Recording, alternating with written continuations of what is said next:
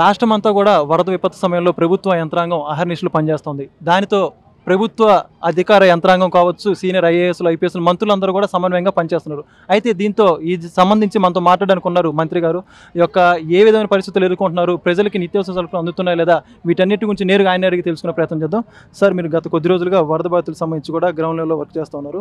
దీనికి సంబంధించి ప్రజల దగ్గర నుంచి ఎటువంటి స్పందన వస్తూ ఉంది? ప్రజలంటే మొదట్లో అందలేదనేది ఉంది. రోజు సీఎం గారు వచ్చారు.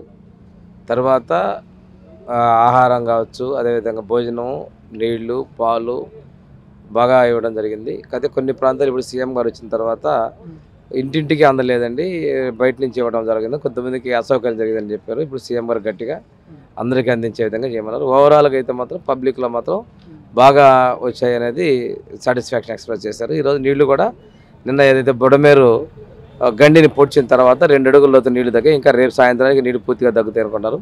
ఇవన్నీ కూడా క్లీనింగ్ కూడా చేపడతామని చెప్పడం జరిగింది. దీంతోపాటు ఎవరికైతే ఆటోలు పాడైనా, బైకులు పాడైనా ప్రభుత్వమే వాడికి చెల్లిస్తుందని చేపిస్తుంది ఉచితంగా అని చెప్పడం జరిగింది. తోపుడు బళ్ళు, ఇటువంటి స్ట్రీట్ వెండర్స్ కూడా పోయిన వాటిని కూడా ప్రభుత్వం ఇస్తుందని భరోసాని కలిగించడం జరిగింది. సో ఈ కష్టకాలంలో రాజకీయ పార్టీలన్నీ ఏకతాటి మీదకి వచ్చేసి ప్రజలకి అండగా నిలబడాల్సింది. కొంతమంది రాజకీయ బురద చల్లుతూ ఉన్నారు. దీని గురించి మీరే ఉంటారు? రాజకీయ అన్నీ ఉన్నాయండి. ఒక మాజీ ముఖ్యమంత్రి మాత్రం ఏదేదో మాట్లాడుతున్నాడు. అది లండన్ వెళ్తాడు అనుకున్నారు, మొన్న లండన్ ఆగిపోయింది. కారణం ఏంటంటే ఆయన పాస్పోర్ట్ రద్దు అయింది, పాస్పోర్ట్ కోసం దరఖాస్తు చేసుకుంటే అది అటువంటి పరిస్థితి. ఆయన ఇంకేం మాట్లాడు, ఖాళీగా ఉన్నాడు. ఒక్కసారి వచ్చాడు, 2 సార్లు వచ్చాడు, మళ్ళీ వచ్చాడా అంటే వెళ్ళిపోతున్నాడు అన్నా కూడా ఆ రోజు నైట్ అయిపోయింది కూడా వచ్చాడు. ఈరోజు రకరకాలుగా మాట్లాడుతుంది. నేను చూస్తుంటే ఆ గేట్లకు పడవలు కొట్టింది కూడా కుట్ర. నేను ఆ రోజే చెప్పాను, మాట్లాడాను కుట్ర అని. ఈరోజు కుట్ర అనేది నిర్ధారణ అవుతూ ఉంది. ఇటువంటి కుట్ర చేస్తా ప్రజలు భయభ్రాంతులు చేస్తూ ఉన్నారు. చేతనైతే క్షేత్రంలోకి రండి, చేయండి, సలహాలు ఇవ్వండి, అంతేగాని రాజకీయాలు చేస్తూ రెచ్చగొట్టదు. ప్రజలే అమాయకులు కాదు. చాలా కాలం మీరు సోషల్ మీడియాలో పోస్టులు పెట్టినా, అయిపెట్టినా, రోడ్డు ఎక్కకుండా భయపెట్టినా ఒక అద్భుతమైనటువంటి ప్రజా తీర్పు ఇచ్చారు. రేపు కూడా మీ దాన్ని పట్టించుకోవడం లేదు అనే విషయాన్ని గమనించుకోండి.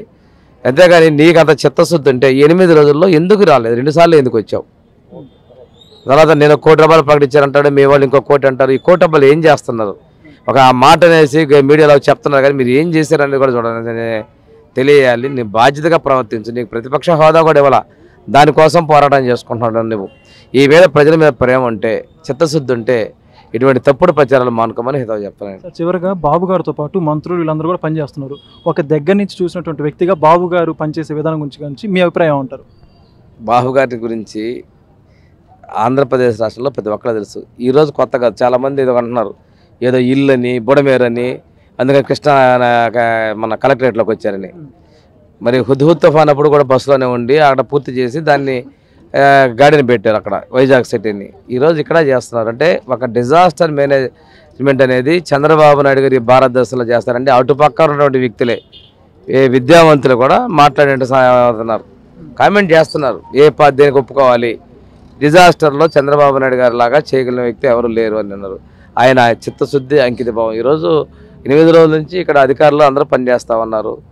అది ఆహారాలు అన్నీ అందిస్తున్నారు, మెడికల్ క్యాంపులు నడుస్తూ ఉన్నాయి. ఎవరికి ఇబ్బంది జరగకుండా అని చాలా వరకు నగరంలో వాటర్ దగ్గర ప్రదేశాలన్నీ కూడా ఫైర్ ఇంజిన్లతో కాలువలు, రోడ్లు, ఇల్లు కడుగుతూ ఉన్నారు. వాళ్ళకి నిత్యావసర పంపిణీ జరుగుతుంది.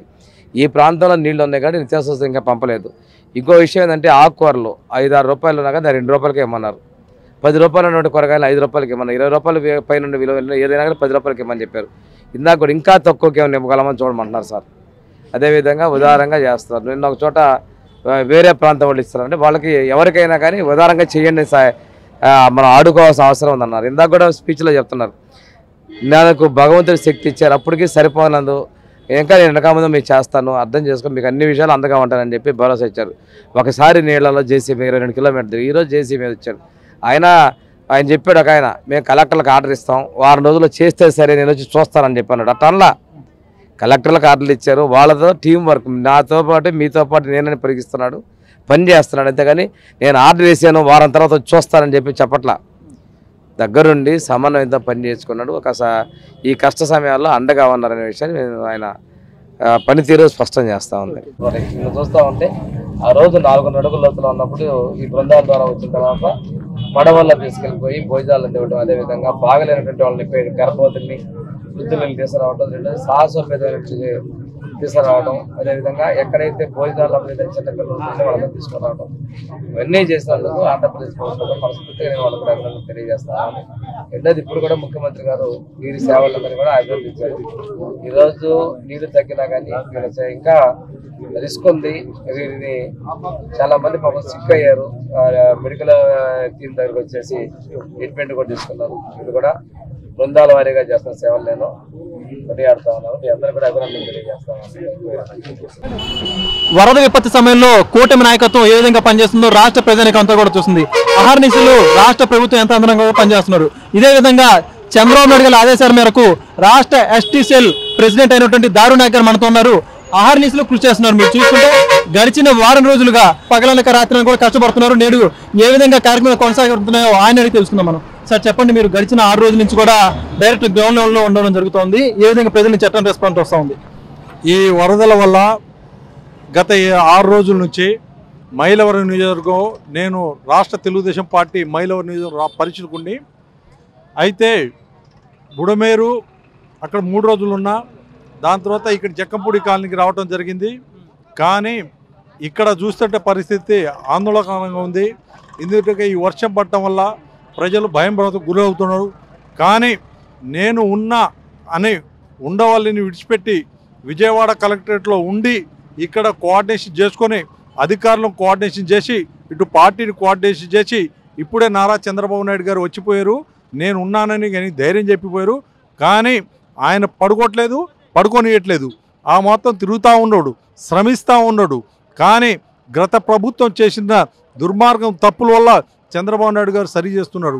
కాబట్టి మేధావి, ముందస్తు చూపున్న వ్యక్తి, ఈరోజు రాత్రినక పొగలనక ప్రజల కోసం కష్టపడుతున్న వ్యక్తి, ఈరోజు ప్రతి వ్యక్తికి అడిగి నీకు భోజనం వచ్చిందా, లేకుంటే నీకు సౌకులు ఏమైనా వచ్చినాయా, పప్పు బియ్యం కందిపప్పు కానీ అలాంటివి ఏమైనా వచ్చినాయా, ప్రతి వాళ్ళని అడిగి తెలుసుకుంటున్నారు. ప్రజల క్షేమం కోరుకునే వ్యక్తి చంద్రబాబు నాయుడు గారు. కానీ ఇవాళ కొంచెం తగ్గుముఖం పట్టింది, రేపు కూడా తగ్గితే. కాబట్టి ఆయన వచ్చేటప్పుడు కూడా ఈ జేఎన్ఎంఆర్ కాలనీ, జక్కంపూడి కాలనీలో వీధి లైట్లు వస్తూ ఉన్నాయి. ఇంట్లోకి కరెంట్ రాలేదు. కరెంట్ అధికారులు కూడా సెట్ చేస్తూ ఉన్నారు. అదేవిధంగా అధికారులు ఎక్కడో అక్కడ పనిచేస్తూ ఉన్నారు. యంత్రాంగం మొత్తం రాష్ట్ర వ్యాప్తంగా యంత్రాంగం మొత్తం ఇక్కడే పనిచేస్తూ ఉన్నారు. రాష్ట్రంలో ఉన్నటువంటి చాలా ఏరియాల నుంచి ఇక్కడ భోజనాలు రావటం జరిగింది. అందరికి భోజనాలు, నీళ్ల ప్యాకెట్లు, బాటిల్స్ అన్ని విధాలుగా వాళ్ళకి ఏం కావాలో ఆ విధంగా ఇవ్వటం జరుగుతూ ఉంది. సార్, ఇంత దూరం నుంచి మీరు వచ్చారు కదా మాచల్ నుంచి, ప్రజల నుంచి ఎటువంటి స్పందన వస్తుంది? ఒక అధికార యంత్రాంగం పనిచేయడం గురించి కావచ్చు, మీకు కావచ్చు, ఎలాంటి స్పందన వస్తుంది? ఈ 6 రోజుల నుంచి ప్రజలు పడుతున్న ఇబ్బందులు చూస్తే చాలా బాధాకరం ఉంది. పొద్దున కూడా నేను వాళ్ళ మొహాల్లో కలలేకుండా ఉండే. కానీ మన ముఖ్యమంత్రి రావటం వల్ల వాళ్ళ ఆ బాధను విడిచిపెట్టి మా నాయకుడు వచ్చాడు, మా నాయకుడు మన కోసం బాగు చేయడానికి వచ్చాడు, మన బాధలు చూడటానికి వచ్చాడని చాలా ఆనందంగా ఉన్నారు. చంద్రబాబు నాయుడు గారిని చూసి కేకలేశారు. కానీ వాళ్ళకి పూర్తి స్థాయిలో హామీలు ఇచ్చి వాళ్ళు ఎందుకంటే నమ్ముతారు. ఇవి పనిచేసే ముఖ్యమంత్రి నారా చంద్రబాబు నాయుడు గారిని నమ్ముతారు. ఖచ్చితంగా వాళ్ళ క్షేమమే తెలుగుదేశం పార్టీ క్షేమం, వాళ్ళ అభివృద్ధి చేయటమే చంద్రబాబు నాయుడు గారి ధ్యేయం. ఈ విపత్తు సమయంలో కూటమి ప్రభుత్వం నారా చంద్రబాబు నాయుడు నాయకత్వంలో మీరు పనిచేయడం మీకు ఎలా అనిపిస్తుంది? చాలా ఆనందంగా ఉందండి. ఒక దిశ తీర్చే వ్యక్తి, పేదల గురించి ఆలోచించే వ్యక్తి. అదేవిధంగా రాత్రి ఒక గంటే పడుకుంటున్నారండి ఆయన. అధికారులు పండుకునేట్లు ఆయన కూడా పండుకోవట్లేదు. కాకపోతే పేదలు ఎవరు ఎక్కడ ఏం పరిస్థితి వాళ్ళకి అన్ని విధాలుగా అందుబాటులో ఉండి ఏం కావాలన్నా పప్పు, బెల్లం, క్యాండిల్స్, అదేవిధంగా ప్యాకెట్ మన నిత్యావసర సరుకులు అన్ని విధాలుగా పంపిస్తూ ఉన్నారు. అది వాళ్ళ కోసం పనిచేసే వ్యక్తి చంద్రబాబు నాయుడు గారు.